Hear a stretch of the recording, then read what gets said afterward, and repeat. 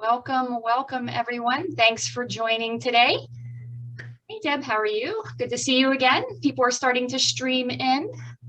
I am going to just make sure we're up and running. It looks like we're live on Facebook, which is great. So I will go ahead and get started so we're not too late. For those of you that don't know me, my name is Renee Roberts. I am a functional nutrition coach and founder of Nourish to Live RX. I am also a vitality coach because I help you sleep better and I help you gain more energy through the day and help you feel amazing. So welcome everyone. I'd love to hear in the chat where you're calling in from, and just say hi. And if you have any questions throughout the presentation, feel free to put them down into the chat and we will start asking them at the end of the presentation. And if you're watching live on Facebook, feel free to actually put your questions in the comments and I'll be monitoring them as well. We have people from North Carolina. Hey, Sherry. Hey, Chris, Tamara, thanks for joining. I want to welcome our guest speaker for this evening, Ana Ruiz. Ana is a relationship coach, and I'm just going to say a little bit about her. So she is going to explain the 4 pillars of having a long-lasting relationship.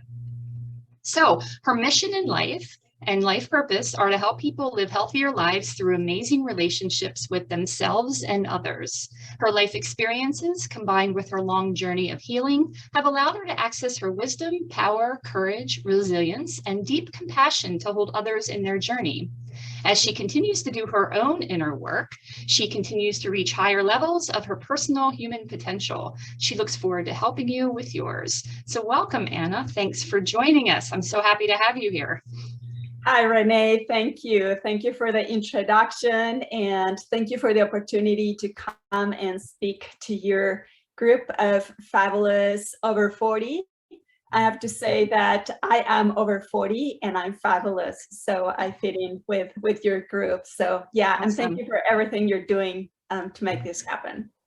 Awesome. Well, I will hand the reins over to you and you can get started with whatever, and I will monitor for questions. And feel free, anyone, if you want to, I forgot to mention that if you at the end want to come on live and ask a question live, feel free to raise your hand and I'll bring you on audio as well. Thank you. Yeah, thanks, Renee. And also thank you everyone who's watching live in Zoom, those who are watching on Facebook Live, and those who will watch this replay later on. And my presentation today, how to have a long-lasting romantic relationship, is really a compilation of my studies as relationship coach, also working with clients, and my personal past and current experiences with relationships. So I'm gonna dive in with the presentation. I put together some slides. So let me go here first and share my screen. Here it is. And let me go and present. Okay, so we're here. By the way, if you, hang on. I was just saying, I wanted to see in the chat box, I wanted to ask really quick where people are joining from. So just type in the chat box and I'll come back and read that later. Okay, so how to have a long-lasting romantic relationship. So you'll notice how the title of the presentation says a long-lasting romantic relationship, and that's because the content that I'll be sharing and my experience is with monogamous relationships, and it doesn't mean that there's anything wrong if you're in a polyamorous relationship. I just know from my own personal experience that I prefer monogamy because it helps you go deeper and build a deeper intimate connection. So again, if I have friends who are polyamorous, they're very happy and that's good. So let's see. So today I'm going to start by sharing a little bit of who am I and how is it that I ended up becoming interested in relationships and then becoming a relationship coach.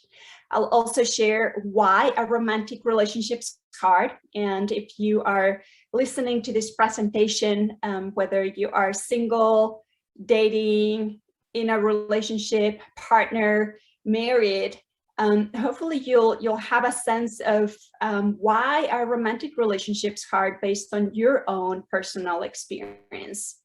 Then I'll share about the benefits of healthy relationships, and I'll end by going over what I call the 4 pillars for a long-lasting romantic relationship. And then at the end, I'll take on your questions. And by the way, if you have any questions along the way, go ahead and type them in the chat box. Okay, so who am I?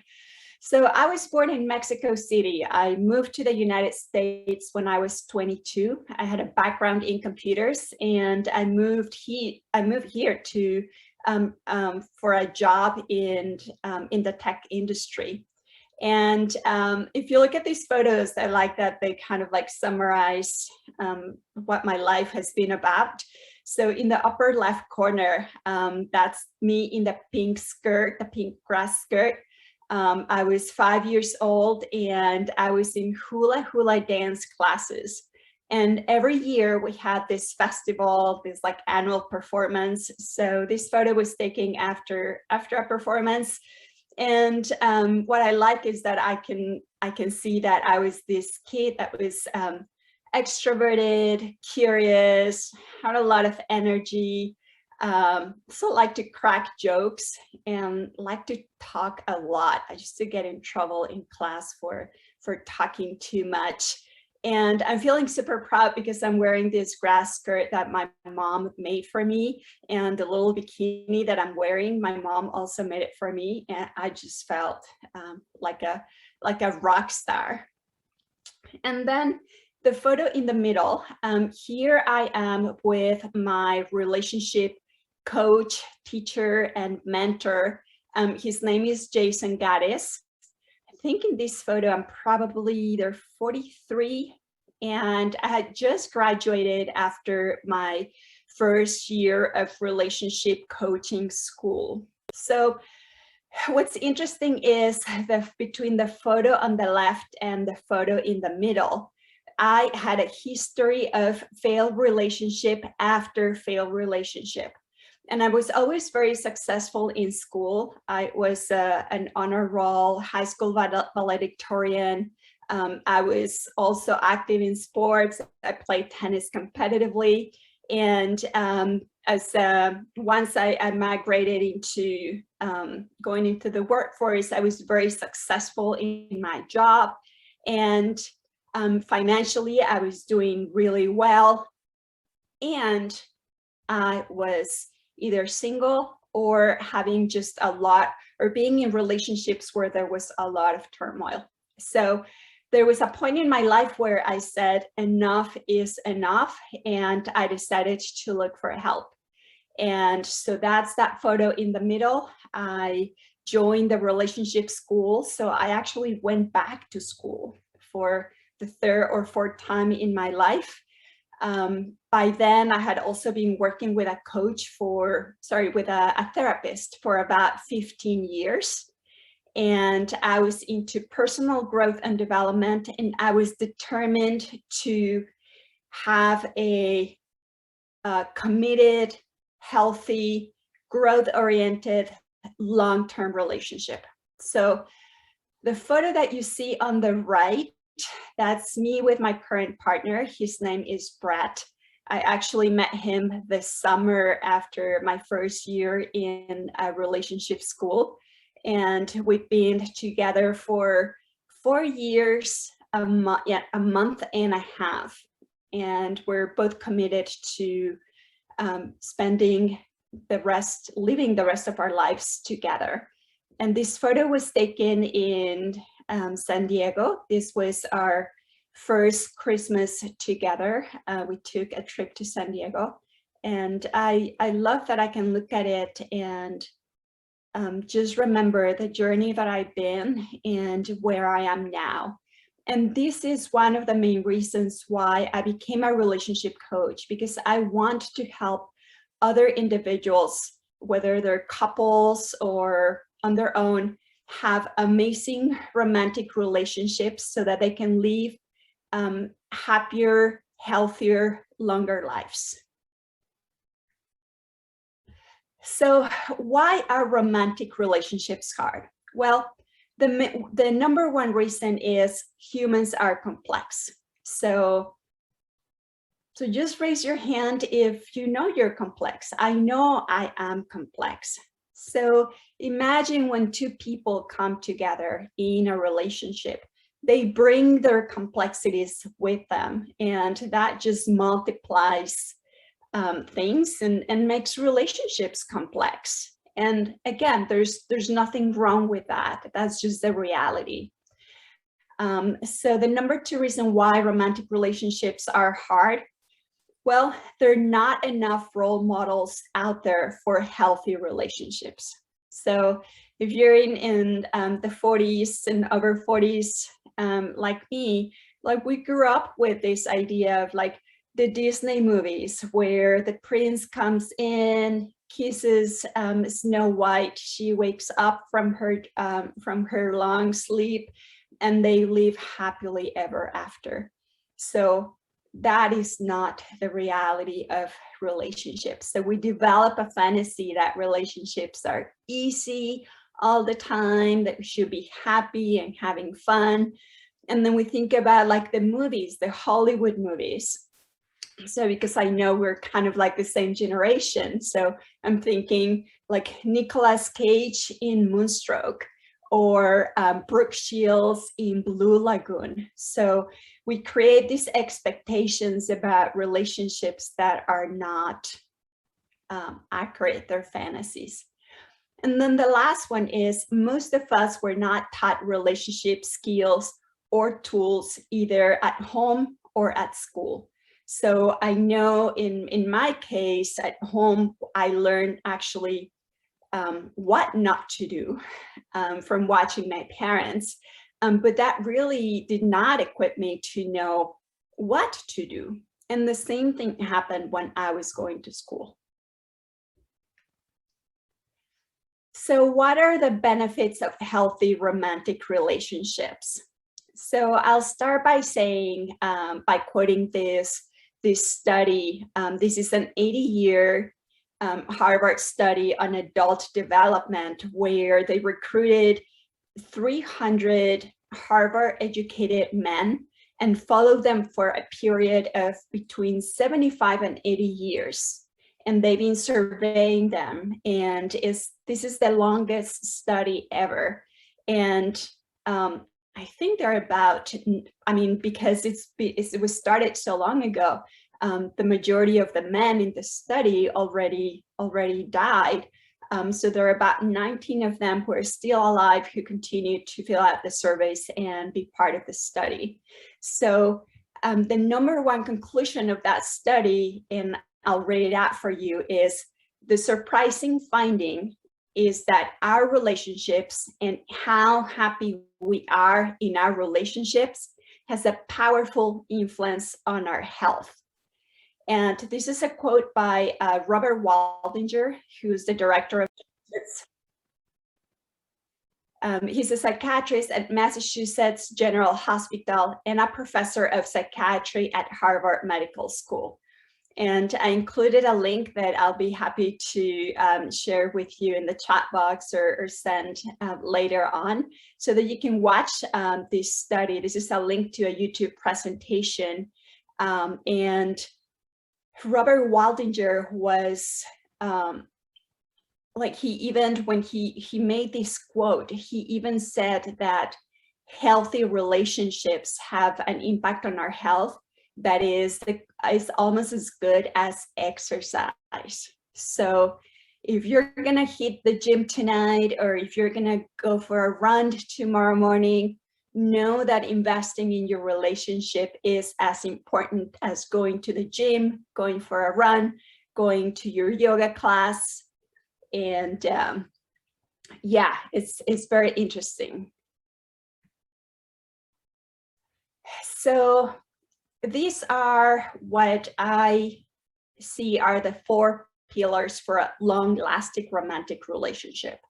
And I'll explain each one of them. I'll mention them now. So number 1, understand your attachment style. Second one, heal from past and current relationships. Third one, learn relationship tools. And pillar number 4, learn relationship skills.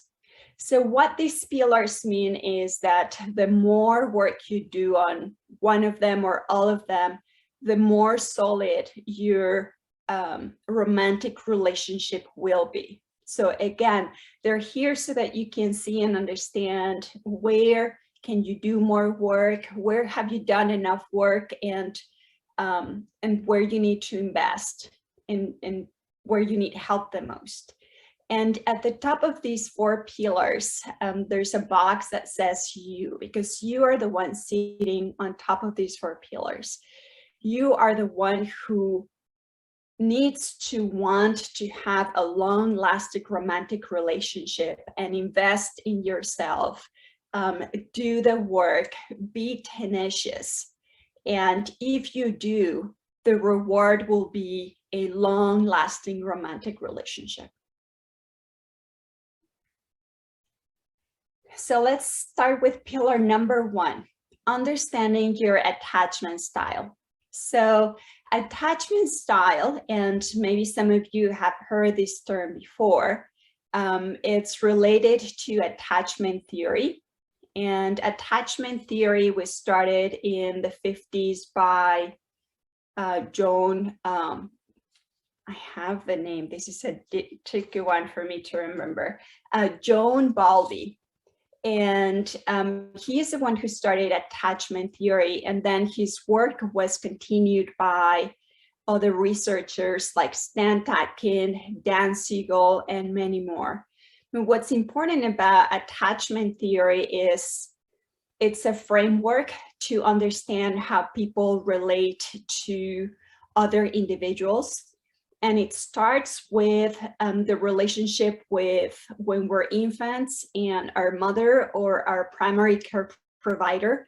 And it develops during the first 18 months of age of the infant, and is based on like mothers and primary care providers who are available and responsive to an infant's need, allow the child to develop a sense of security.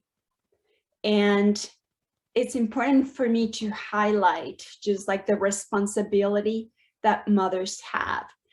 This is not the time to either blame your mother for how you are. It's the opportunity to understand how important and how challenging the role of a mother is in an infant and a child development, because these attachment styles will have an influence on how we relate to others when we're adults, and especially in a romantic relationship.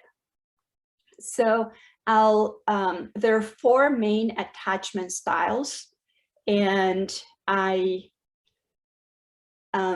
I'm listing them here. So there's anxious, avoidant, secure, and disorganized. And I like how some of these words can just have a load on some people. So I like how Stan Tatkin actually came up with terms to identify these attachment styles. And those are the words that you see in parentheses. So waves, islands, and anchors. And before I explain what each one of this means, I will say that attachment styles are fluid. So you can change your attachment style by going to therapy, working with a coach, investing in yourself. This is how you can change your attachment style. And I'll just say that there's nothing wrong with any of these attachment styles. Some of them, they all have strengths, they all have weaknesses. And it's important to know what is your attachment style and what is your partner's attachment style, so that you know what is the dance that you're doing. That's really what's important to know about attachment styles. So I'll start explaining anxious or waves. They tend to need, they value connection over space.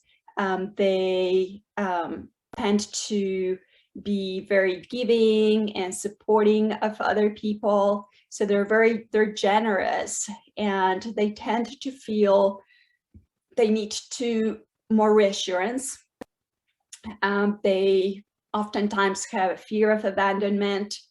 And so anxious or waves is an attachment style that when the baby is, when the mother or the primary care provider is having a inconsistency in their connection with the baby will become anxious, because the mom is there and then she's not, and then they want her and then she's not there, and they fear that they will be abandoned. Then the next one, avoidant or islands, they tend to be independent, self-reliant, tend to be their creative types. And avoidance, they value space over connection. So they all want connection, but avoidance, they need space, that tend to be more introverted or shy. And avoidance, typically the relationship with their mom, the mother was not available either emotionally or physically to their needs. So avoidance learned to be self-reliant and to not ask for what they need and find ways to fulfill their own needs. And then secure, also known as anchors. So secure people tend to be, they value relationships, they value connection, they also value space. They tend to be the ones that are more about holding the space for others. And and secure are the ones who, as infants, had an experience with a mom who, like, the mom was attuned to their needs and providing their needs. And then, so I'll stop here for a moment and just make a connection that depending on where you are in your attachment style, you will attract a partner that is on the same vibration as you. So if somebody is extremely anxious, they're less likely to have an attraction for someone who's secure. And if they find somebody who's secure and they get into a relationship, the anxious person will continue to play that fear of abandonment and eventually push away the secure person. So as you do your own work, you'll see that the people that you attract will be on a similar vibration. Now, anxious and avoidant is interesting because they tend to attract each other, right? And this is when working with couples, I see that these are the ones that have the hardest time in relationship, but they attract each other. So how to make it work? Because the anxious person wants to reach for connection, the avoidant person wants space. And really what's important is to find a win-win between the two, where the anxious person can let the avoidant know that they want connection when they're ready. So for the avoidant person to go do what they want to do, take space, and then they know that they have a commitment to come back in connection with the anxious person. And then the anxious person doesn't feel as anxious because now they see the avoidant coming back. So it's, I call that the anxious avoidant dance. So as you can see, it requires knowing each other, communication, and care for each other, and commitment to the relationship. And then the last attachment style here, disorganized. Stan Tatkin doesn't go into much detail about it. Dan Siegel is really the one who has done more work to understand disorganized. And people who fall into this attachment style, they usually had experienced either abuse or a traumatic experience in their childhood. And as a result, they have a hard time trusting. They have fear towards either their mother or their primary care provider. So they want connection, but they're scared and they don't know how to trust, but they want connection. So that's why the word is disorganized, because they just, I don't want to say they're a mess, but they're just like pulling in all different directions. And through doing my own work, I learned that I had disorganized attachment. I had an experience where when I was 1.5 years old, where my older sister died. And that really put me and my family into this like upside down situation. And that really explains the majority of the issues that I had in relationship. Now, the important thing is that I look for help. I work with therapists on and off for the past almost 20 years. I work with coaches, and I also, for the past 15 years, I've been doing a form of care called network spinal analysis, and it's a chiropractor form of care with the Dr. Dick Shepherd here in Seattle. And all of this has really helped me rewire my brain and my nervous system so that now I can call myself secure. And I share this because no matter where you are in your attachment style, if you want to do the work to shift that, it is possible. There are amazing resources out there. So that's attachment styles. Then pillar number 2, heal from past and our current relationships. So I like to think that any wounds that we're carrying either from our past, our childhood, previous relationships, even your current relationship, any resentments, it becomes like this heavy load. So imagine that you're trying to run a marathon and you have 500 pounds of weight in your shoulders. So that's going to be really hard. And when we are in relationship, we're going to project whatever we haven't healed. We're going to project that into our partner, and it's just going to make it harder. And we all project, and we do project, but it's important to be aware. So the number 1, it says, be aware of strategies from childhood and do the work to shift them. So as children, we all learn to adapt to the situation around us. And we may develop strategies to cope with what's going on in our family. And when we bring those strategies into our relationship, it just makes things harder because we're no longer kids. We are adults, and if we can take those strategies and find healthy ways to interact, that makes for a stronger relationship.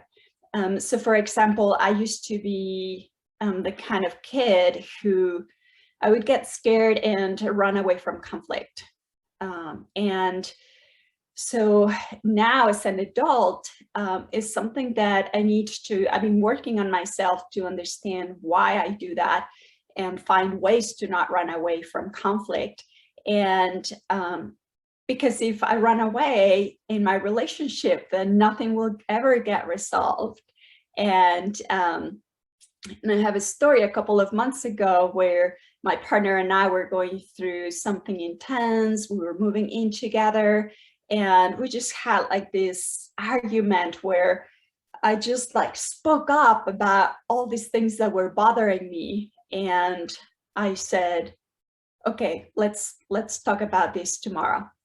And he came by like 2 hours later to my house. It was like 11 o'clock at night. And he said, hey, honey, we need to talk about this. We need to talk about this now.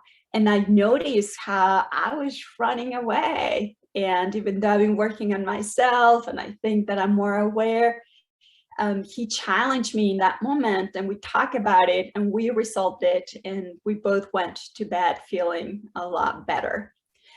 So other patterns from childhood, whether you're a caretaker, people pleaser, you are defensive, you need to be right about things. So all of this, it's a good idea to do the work on them.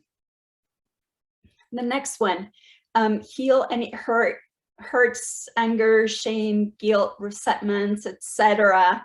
Again, everything you've been carrying from past relationships, because if not, you'll keep projecting them, especially if you have experienced any affairs, cheating, all of that. It just becomes things that will weight you down.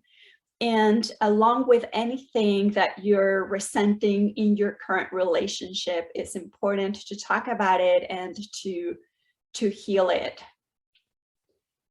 And then the last one, and this is something that I wanted to add here. It says from codependency to independence to interdependence.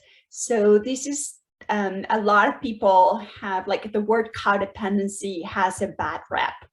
And the truth is, when we are babies, we depend on our mothers for survival, really for all our needs. And after that, there has to be a time of differentiation so that codependency moves into being more independent and then interdependent. But oftentimes, if we can see that we have a pattern of codependency, and by the way, codependency means depending on one person to get all our needs. If we can't see that, then we'll be stuck there. And a healthy relationship needs interdependence. Now, a lot of people, or oftentimes people will swing from feeling codependency to being independent. And they're so independent that they don't need anybody. And it's hard to have a relationship if you have a perception that you don't need anybody. So the progression has to be from codependency to independence, and then to interdependence.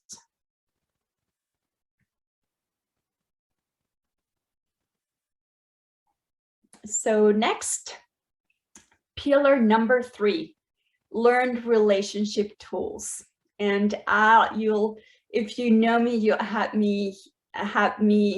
you'll hear me say these again and again.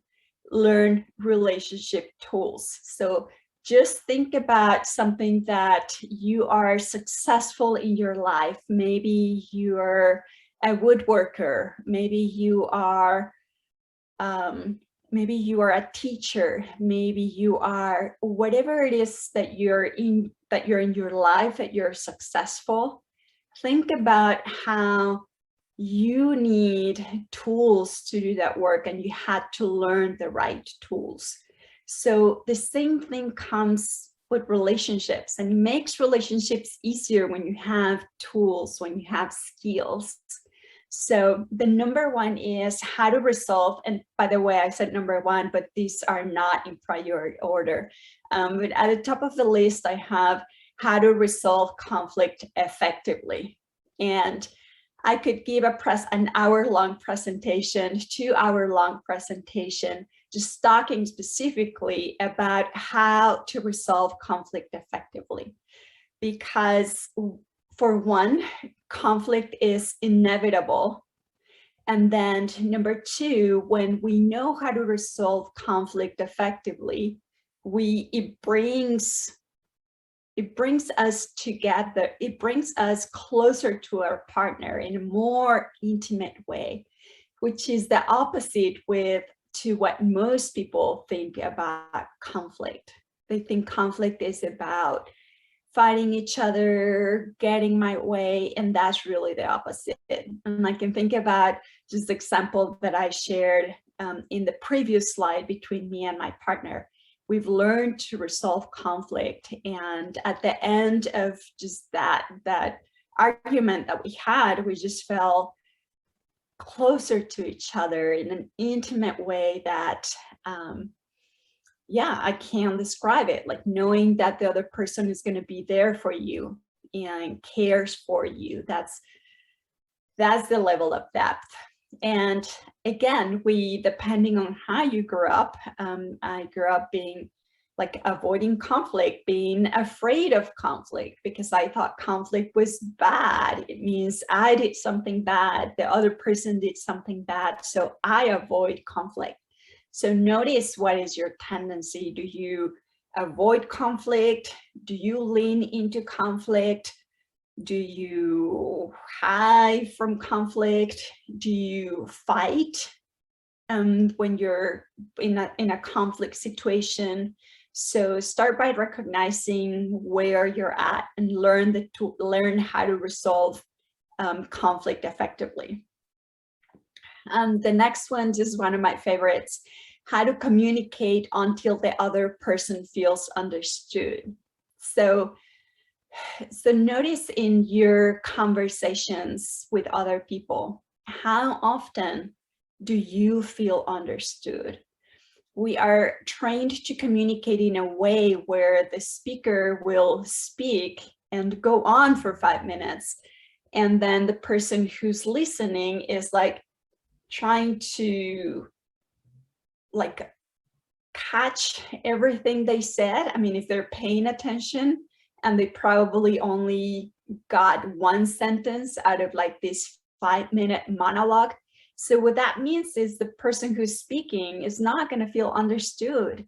And so it's the responsibility of the person who is speaking to communicate in small chunks of information so that the other person can really understand. Sometimes we think that, oh, if I'm just talking, the other person needs to pay attention, versus if I'm talking, it is my responsibility to speak in a way that the other person understands and check in with them. So it's a whole new ball of way to communicate.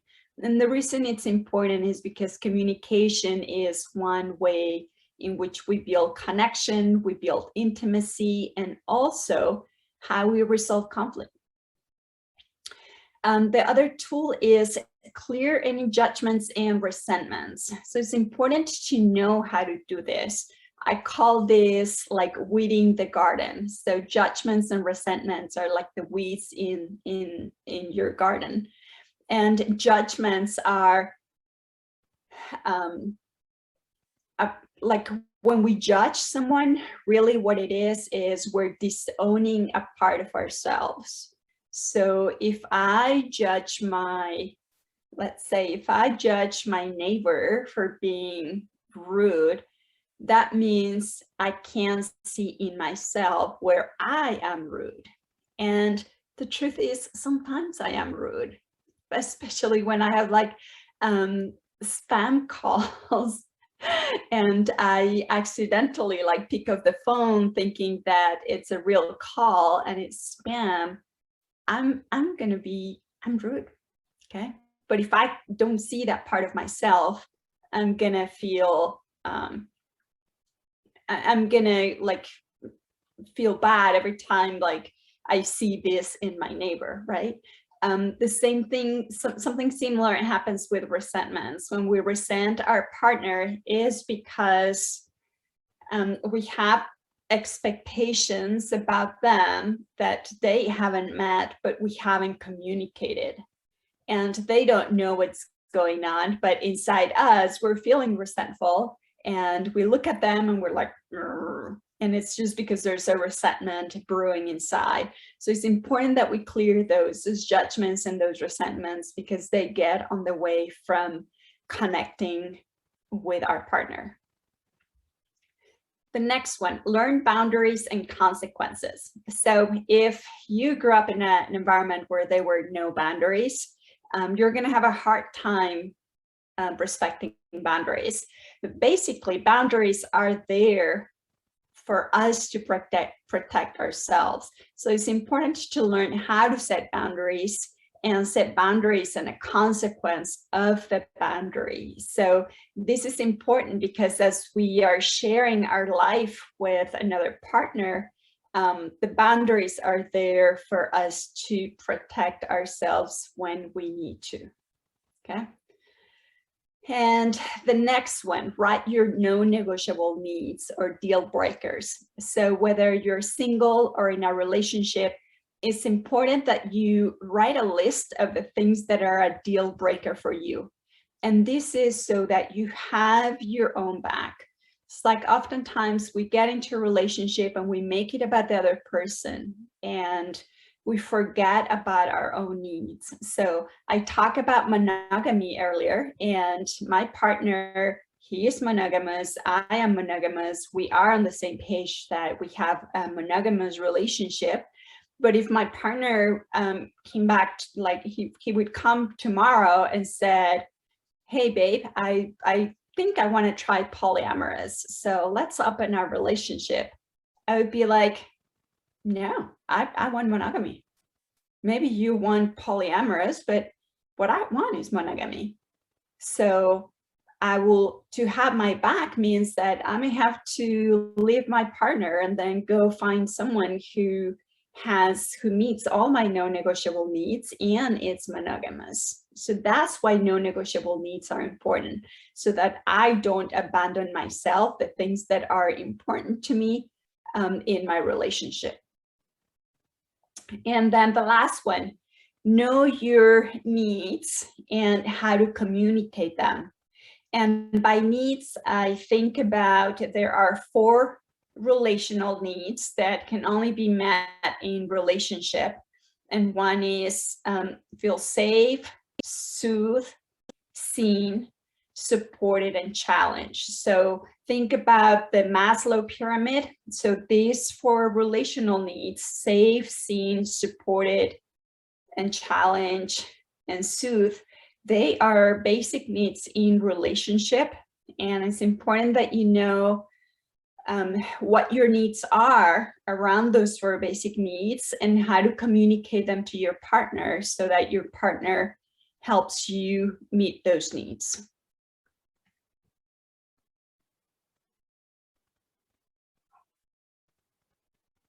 Okay, so this is we're getting to the last slide. This is pillar number 4, learn relationship skills. So just as I was talking about relationship tools, it's so important to have the right tools for the job, the hobby that you're doing, and it's important to know how to use those skills. So just as there are relationship tools, there are also relationship skills. So self-regulation and co-regulation.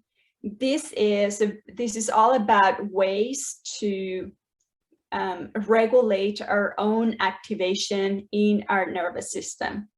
So self-regulation means I can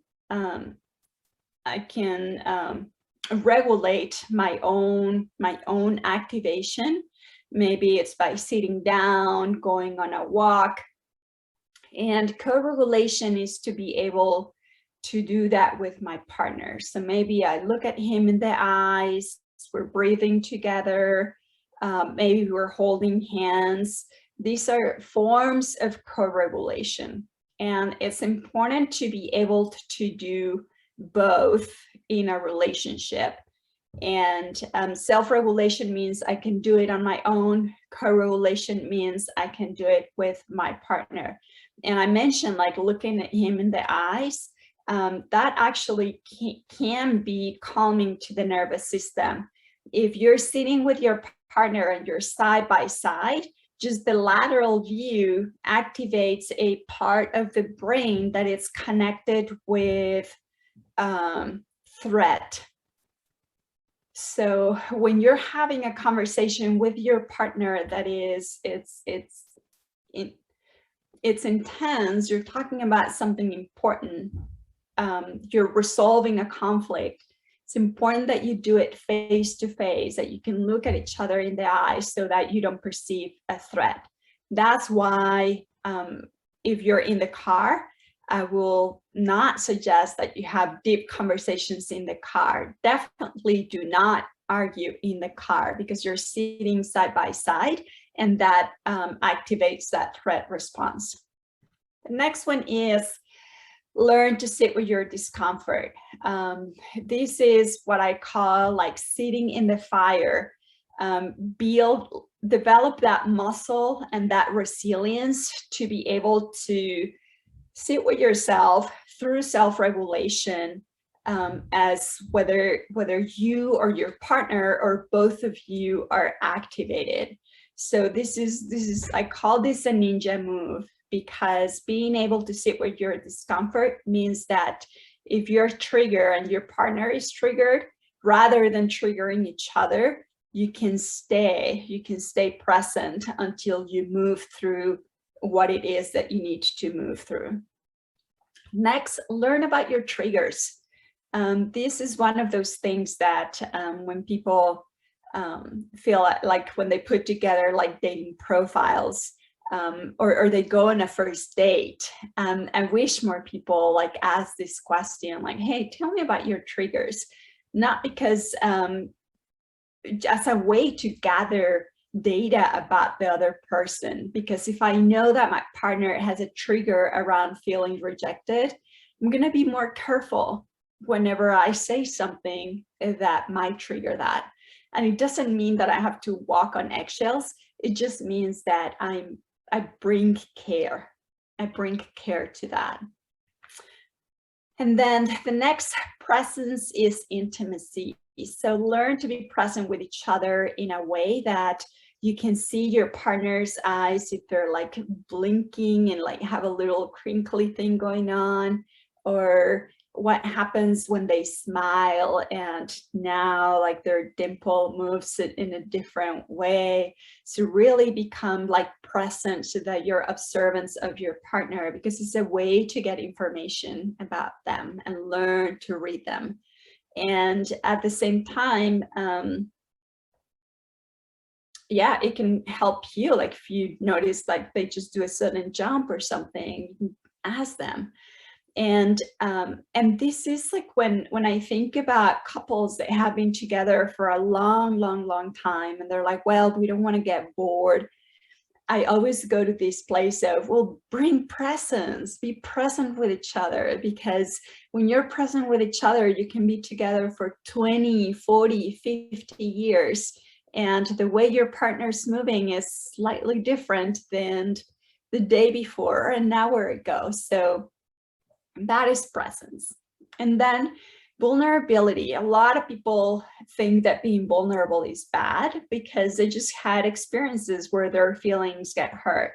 But really being vulnerable cultivates intimacy and connection. So it brings a level of depth to a relationship, being vulnerable with each other.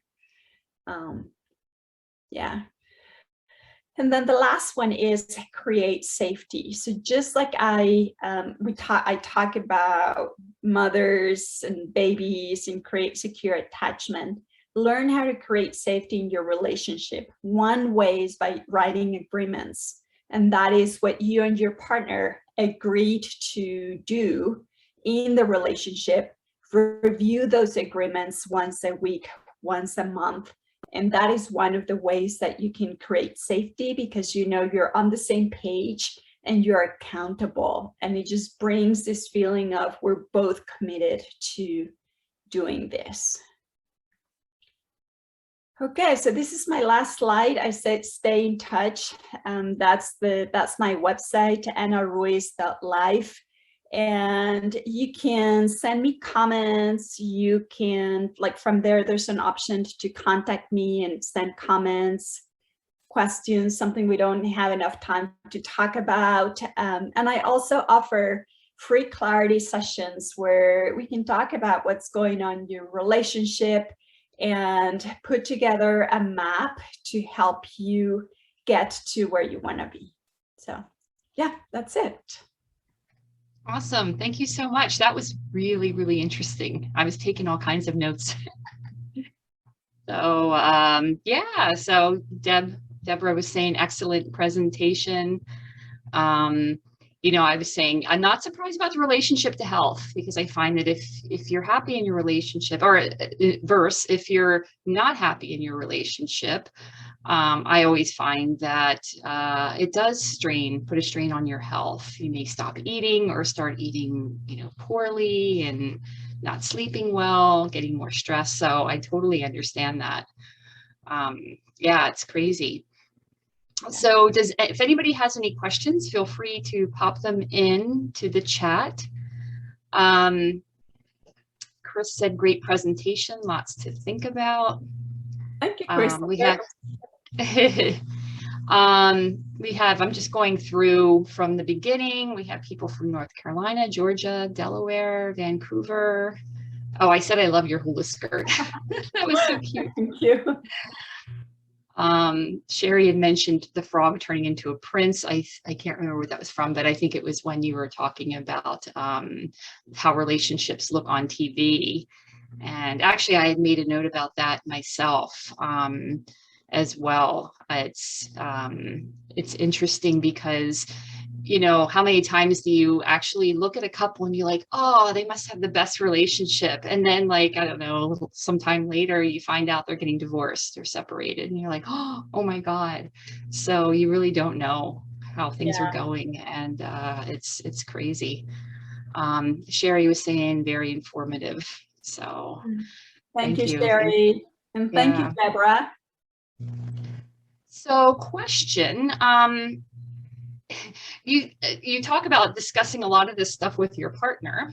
So how do you suggest going about this? I mean, it may be a silly question, but I'm thinking to myself, if I was to start dating somebody, I can't imagine me going in saying, okay, here's my list of things, let's sit down and make agreements. I mean, I don't know if there's a trick to it or not. Yeah, I'm just curious. Yeah, and I think that I can put another presentation just on dating, like how to approach dating. My favorite way to think about it is be clear about what you want. So if you're starting dating, or if you're going on around dates, be clear about your no-negotiables. It's like sometimes I used to think, oh, I want a tall, handsome man who is smart, who's financially secure. Yeah, those are great things to have on your list, and none of them are an indication of someone who is good at romantic relationships, right? But if I think about one of my no-negotiables, has always been, I want someone who's willing to work on the relationship, even if things get hard, is willing to work on the relationship, right? Because that's really what builds a long-lasting relationship. It's not the tall, handsome guy. So I had a list of no-negotiables, and every date that I went into, I would keep in mind my list in the back of my head. And then dating is about getting to know the other person and gather data. That's my best way to think about dating. Like, how do I feel when I'm with this person? Do I feel nervous, or do I feel relaxed? Are our conversations a monologue, or are we actually having a conversation? So take a note of all of that. Have your list of no-negotiables in your head and get to know them.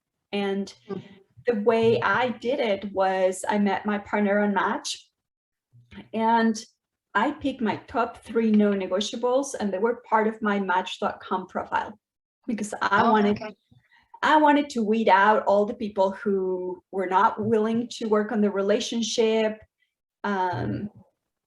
Yeah, so that's what I did. And then as I started going out on dates with my partner, I would ask him just very slightly, just questions about what are like my non-negotiables. And then, yeah, that's how I did it. I like this approach of obviously going on a date and interviewing that person and bringing out your list and be like checking is probably not a good idea. So start with what's most important and then work your way down your list. Yeah. Awesome. Great. This was really good. Really good. I really like the attachment styles. That was very interesting. And, you know, I'm probably going to have this conversation with my partner. Yeah. Just to see. It's interesting. Yeah. And again, it's about learning about each other. Yeah, it's awesome. Nothing else. Yeah. Okay. And I also recommend to, like, if you want to have a conversation about something, first of all, like, don't say, hey, we need to talk, because the word talk just, like, for most people, they just feel like, oh, right? Like, I've been called into the principal's office. Or if you say, hey, there's something I want to chat about, and I may have an agenda about something that I want, but I bring it forward first and say, hey, I was learning about these things. What do you think? Have you ever thought of that? And then get the other person to share. And then you see where they are at, if they're interested or not. And then you bring forward like your agenda, what you wanted to share, but do it in a partnership, not do it in, I want to change you, you need to change type of setting, because that's threatening for anyone. Yeah. Yeah. I like the idea of not talking about things that, I guess, serious things in the car or arguing in the car. That was really interesting as well. So if anybody has any questions, feel free to type them in. If not, we are getting close to the hour, and I like to be cognizant of everyone's time, but feel free. I will send out the replay for this for those of you that joined late, yeah, so you can have it and review. A lot of good information here for sure. So you given your website, people can get in touch with you. You will send out that information. We'll send it out as well for those who registered as well, if you want to get in touch with Ana and talk any more about that. And I really appreciate you joining us tonight and bringing this great information. And I want to thank everyone for joining and everyone who joined live. This is great. I always love to see you guys every other Wednesday here. It's really nice to see people. So, and then get more information. So thanks everyone. I will let you guys go off and finish your evening, and hope to see you guys again in 2 weeks for our next one. So thank you again. Thank you so much. Thank you, Renee, and thank you everyone for watching. Thank you. Okay, have a good evening, guys. Bye.